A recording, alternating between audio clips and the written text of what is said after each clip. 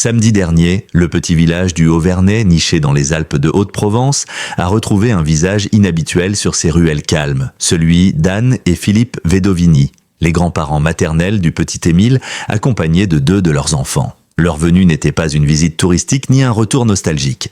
Il s'agissait d'un acte officiel, inscrit dans le cadre d'un complément d'enquête, terme utilisé par leur avocat, me Julien Pinelli, pour qualifier cette démarche au cœur d'une affaire qui a bouleversé la France entière depuis mars dernier. Dans un village où la vie suit ses rythmes tranquilles, l'arrivée de cette famille a rappelé à chacun que les drames peuvent secouer même les lieux les plus paisibles. Selon les informations communiquées à BFM TV et reprises par Le Parisien, cette présence avait pour objectif principal de prendre connaissance de l'ensemble des investigations et en particulier des analyses techniques menées depuis juillet 2023. Il ne s'agissait pas seulement de revoir les lieux ou de constater l'avancée du dossier, mais bien de replacer chaque élément d'enquête dans son contexte précis. Nous avons pu prendre connaissance de l'ensemble des investigations, notamment techniques, qui ont été conduites depuis juillet 2023 et nous avons estimé nécessaire de replacer dans leur contexte le résultat de ces enquêtes, a expliqué Pinelli. La précision souligne l'importance qu'accorde la famille à la rigueur et à la méthode dans une affaire où chaque détail peut être déterminant. Le Haut-Vernay, village aux ruelles étroites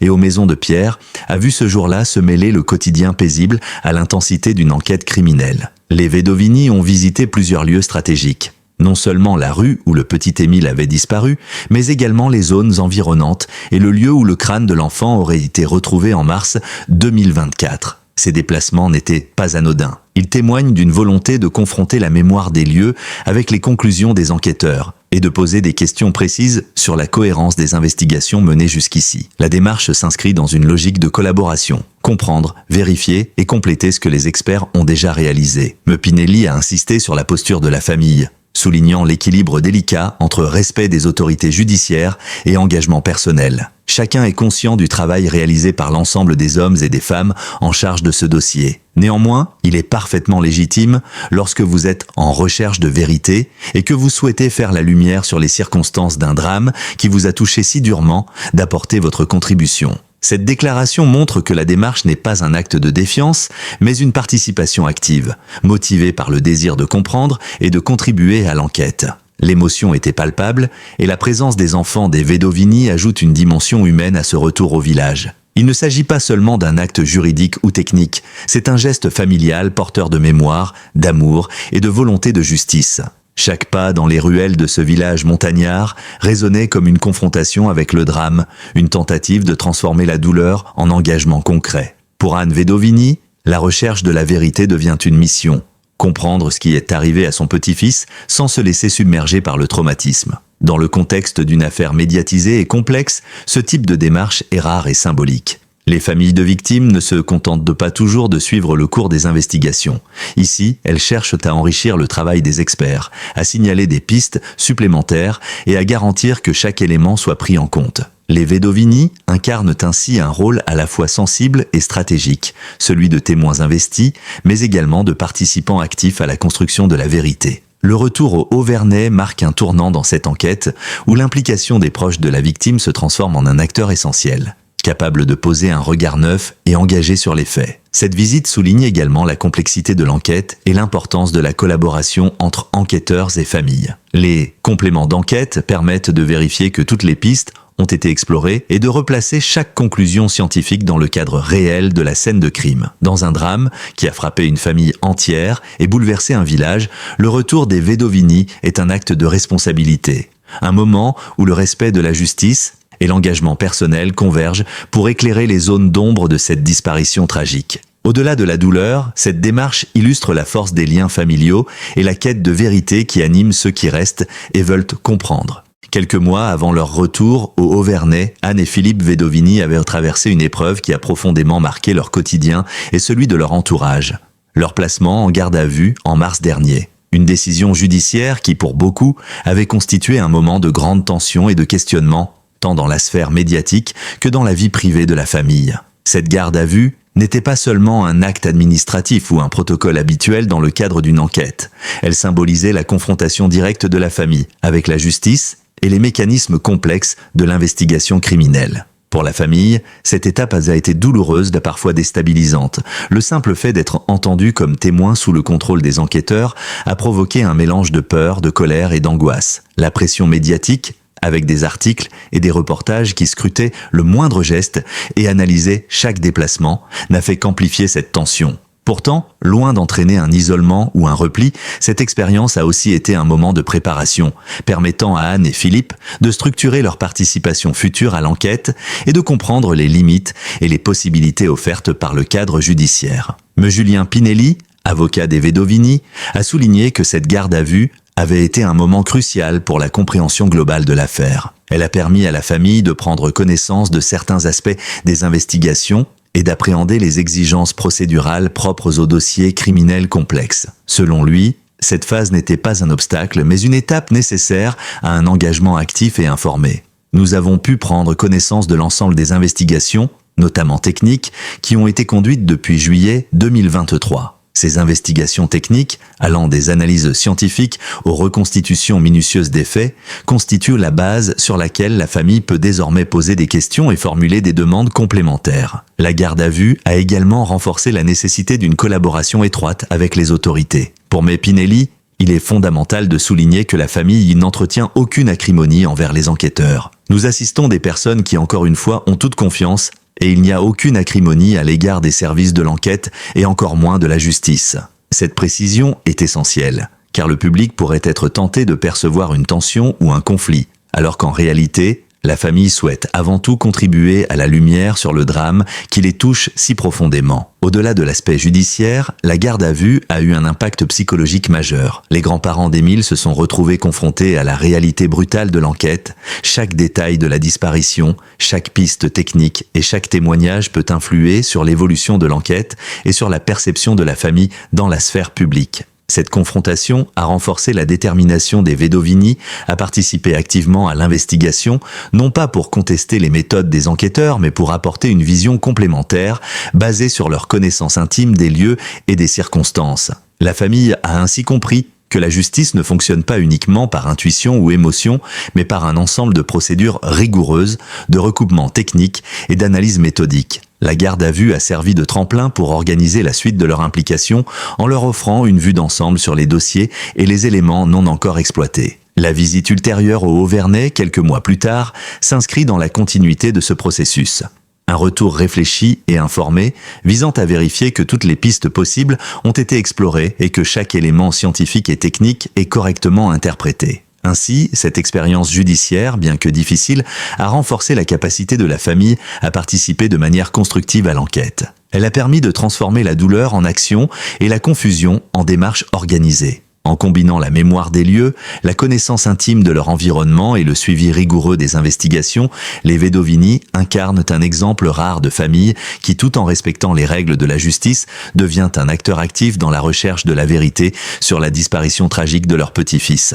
Alors que l'affaire Émile continue de captiver l'opinion publique, certaines zones d'ombre demeurent au cœur du dossier. Pour les grands-parents maternels, Anne et Philippe Vedovini, la recherche de vérité ne se limite pas à suivre le cours des investigations. Elle implique de remettre en perspective chaque élément, de confronter les conclusions des enquêteurs avec leur propre perception du terrain et de questionner ce qui pourrait être incomplet ou négligé. Cette démarche, relayée par BFM TV, prend forme dans des gestes précis, à la fois symboliques et pratique. Se rendre dans la rue où le petit Émile avait disparu, puis sur le site où le crâne du garçon aurait été découvert en mars 2024. Ces visites ne sont pas de simples déplacements. Elles représentent une réappropriation du lieu et une volonté d'examiner les faits sous un angle nouveau. Selon leur avocat, Julien Pinelli, il existe des aspects de l'enquête qui mériteraient un examen approfondi.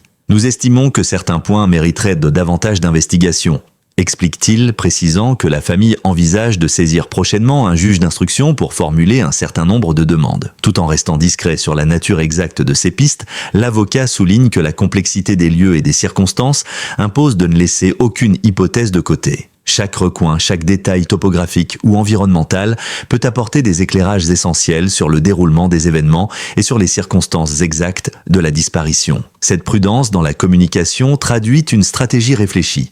Ne pas précipiter l'opinion publique, protéger la confidentialité des démarches judiciaires et maintenir la crédibilité de la famille dans l'enquête. En parallèle, Elle révèle une préoccupation profonde pour l'intégrité scientifique et technique du dossier. Nous ne pouvons pas imaginer que, compte tenu de la configuration des lieux et quel que soit leur investissement, les enquêteurs aient pu explorer toutes les pistes, souligne Mepinelli. Cette affirmation ne remet pas en cause le travail des enquêteurs, mais insiste sur la complexité inhérente aux enquêtes de ce type, où chaque détail compte et où l'erreur, humaine ou technique, peut avoir des conséquences importantes. L'attention portée au lieu de la disparition et de la découverte du corps reflète également l'investissement émotionnel des Vedovini. La confrontation avec ces espaces, empreints de souvenirs et de douleurs, met en évidence l'intensité du traumatisme vécu et la détermination à comprendre malgré la souffrance. Pour Anne Vedovini, chaque déplacement est une étape vers la clarté, un moyen de s'assurer que la mémoire de son petit-fils est respectée et que toutes les hypothèses sont examinées avec rigueur. Cette démarche symbolique, mais aussi méthodique, illustre le rôle que peuvent jouer les familles dans les enquêtes complexes, apporter un regard supplémentaire, compléter les analyses scientifiques et poser des questions pertinentes là où la technique seule pourrait rester insuffisante. La notion de travail conjoint d'analyse, évoquée par l'avocat, prend ici tout son sens.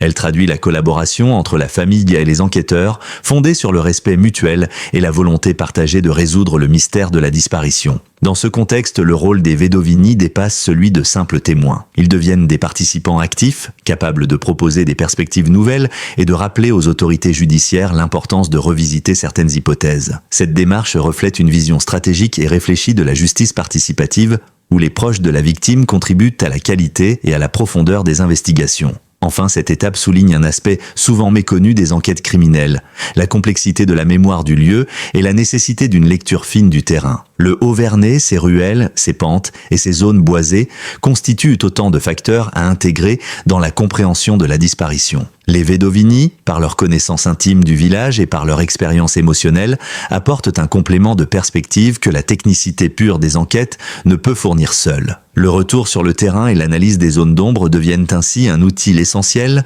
pour renforcer la cohérence de l'enquête et garantir que chaque piste potentielle soit explorée. L'affaire Émile illustre de manière frappante un phénomène de plus en plus observé dans les enquêtes criminelles contemporaines, l'implication directe des familles dans le processus judiciaire. Anne et Philippe Vedovini, grands-parents maternels du petit garçon disparu, ne se contentent pas d'attendre les conclusions des experts. Ils deviennent des acteurs à part entière de l'investigation, apportant une contribution unique, née de leur connaissance intime des lieux, de leur mémoire des événements et de leur volonté de comprendre ce qui est arrivé à leur petit-fils. Cette démarche, à la fois sensible et stratégique, interroge la place des familles dans un système où l'objectivité scientifique domine, mais où la mémoire humaine et l'expérience personnelle peuvent enrichir la recherche de vérité. La visite au Haut-Vernay, quelques mois après leur garde à vue, s'inscrit dans cette logique. Accompagnés de leurs enfants, les Vedovini ont parcouru les rues du village, revisité les lieux de disparition et ceux de la découverte du crâne et examiné les zones périphériques susceptibles de receler des indices supplémentaires. Selon Julien Pinelli, leur avocat, il s'agit de compléments d'enquête destinés à replacer chaque élément technique dans son contexte réel et à s'assurer qu'aucune piste n'a été négligée. La démarche est méthodique, réfléchie et respectueuse des procédures judiciaires. Elle n'a pas pour but de contester le travail des enquêteurs, mais de collaborer avec eux en apportant un regard supplémentaire. L'implication des familles, telle qu'incarnée par les Vedovini, est multidimensionnelle. Elle repose sur 3 piliers essentiels: l'observation des lieux, l'analyse des faits et la mémoire émotionnelle. Chaque visite sur le terrain est l'occasion de comparer les informations scientifiques avec la réalité du village, de vérifier la cohérence des reconstitutions et de proposer des pistes supplémentaires si certaines zones restent obscures. L'objectif n'est pas de remplacer les experts, mais d'enrichir la réflexion collective, dans une dynamique de collaboration respectueuse entre proches et autorités judiciaires. Cette participation active s'accompagne d'une gestion fine de l'information et de la communication. Dans les médias, la famille est souvent perçue comme un témoin passif ou parfois comme un acteur en conflit avec la justice.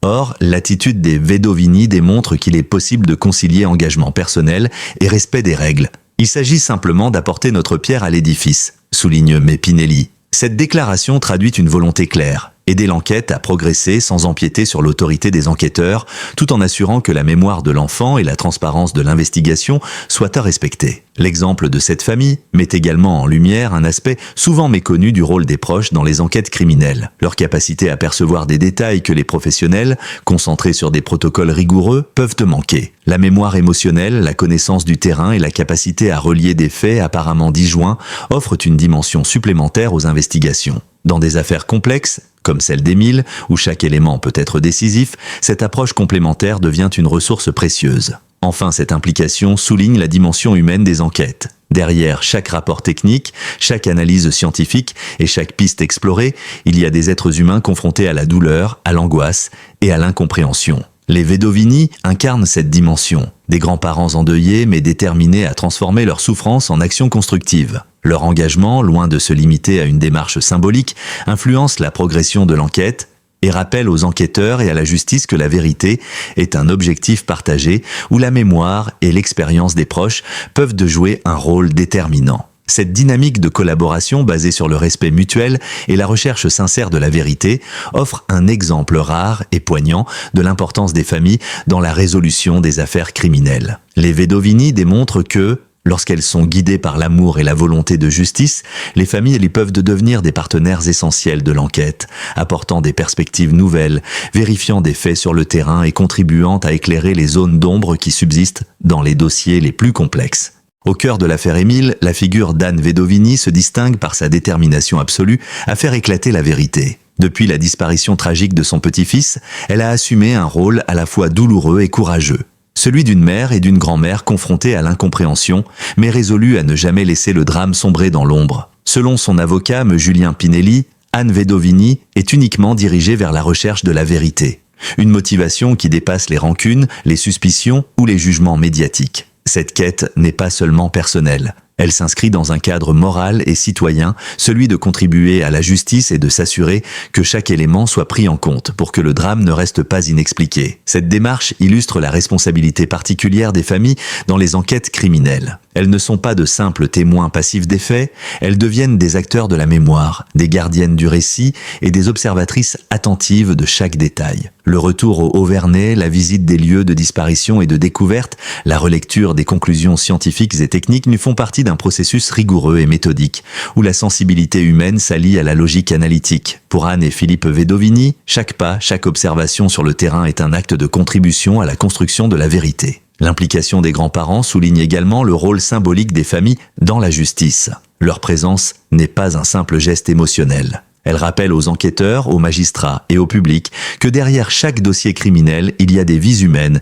des douleurs intimes et une mémoire qui doit être respectée. Dans cette perspective, la famille devient un pont entre la technique pure de l'enquête et la dimension humaine du drame, apportant un éclairage supplémentaire là où les procédures seules ne suffisent pas. Le caractère moral de cette quête se manifeste aussi dans la vigilance et la prudence de la famille. Anne Vedovini et son avocat veillent à ne pas interférer avec le travail des enquêteurs, mais à poser les questions pertinentes, à identifier les zones d'ombre et à s'assurer que toutes les pistes ont été explorées. M. Pinelli insiste sur le respect des institutions et sur l'absence de toute hostilité. Nous assistons des personnes qui, encore une fois, ont toute confiance et il n'y a aucune acrimonie à l'égard des services de l'enquête et encore moins de la justice.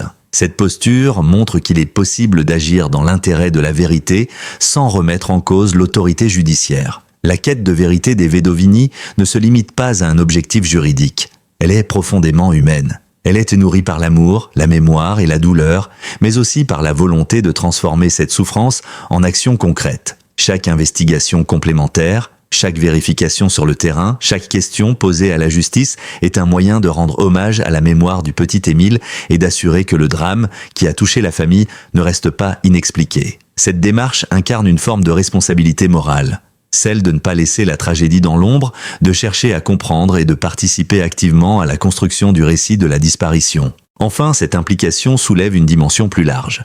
La justice n'est pas seulement un mécanisme légal, elle est aussi un processus humain. Les familles, en tant que témoins et participants actifs, apportent la dimension émotionnelle, le souvenir des faits et la connaissance des lieux, éléments essentiels pour garantir la profondeur et la précision de l'enquête. Dans l'affaire Émile, la démarche des Vedovini rappelle que la vérité se construit dans l'alliance entre expertise scientifique, rigueur judiciaire, un engagement moral des proches. Leur quête, guidée par l'amour et le respect des institutions, est un exemple poignant de ce que signifie chercher la lumière dans les ténèbres d'un drame insondable. En conclusion, le retour au Auvernais et les compléments d'enquête initiés par les grands-parents d'Émile symbolisent la force de l'engagement familial face à l'injustice et à l'incompréhension. Cette démarche, à la fois méthodique, respectueuse et profondément humaine, illustre le rôle central que peuvent jouer les familles dans la quête de vérité et souligne que la mémoire, l'amour et la responsabilité morale restent des piliers essentiels dans la construction de la justice.